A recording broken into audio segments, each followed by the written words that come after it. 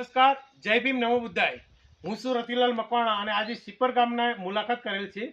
સિપર ગામની અંદર તમામ લોકો, ભાઈઓ બહેનો, મિત્રો અને વડીલો સાથે મળી અને વોક ફોર સંવિધાન કાર્યક્રમને સહકાર આપવા માટે આજે એકઠા થયા છે અને દરરોજના માટે એટલે કે 14મી એપ્રિલ 2025 સુધી દરરોજના માટે આ લોકો 2 કિલોમીટર સુધી ચાલશે અને બંધારણને મજબૂત કરવા માટે બંધારણે આપણને શું હકને અધિકાર આપે છે, બંધારણથી આપણને કેવા ફાયદા છે તે બાબતે વિશેષ ચર્ચા કરશે અને દરરોજના માટે 2 કિલોમીટર સુધી ચાલશે। આની અંદર ભાઈઓ અને બહેનો પણ ખૂબ ભણેલા છે અને એમને મેં વિશેષ જાગૃતિ આપી છે અને સમજાયા છે કે દરરોજનો કાર્યક્રમ કેવી રીતે કરવો। તો આ બધા સાથે મળી અને દરરોજના માટે એટલે કે 14મી એપ્રિલ સુધી આઝાદીના 75 વર્ષની યાદમાં બંધારણને મજબૂત કરવા માટે સતત 75 દિવસ સુધી ચાલશે અને બંધારણની વિશેષ જાગૃતિ લાવવા માટે સાથ અને સહકાર આપશે અને વોક ફોર સંવિધાન કાર્યક્રમને પૂરતો સહયોગ આપશે।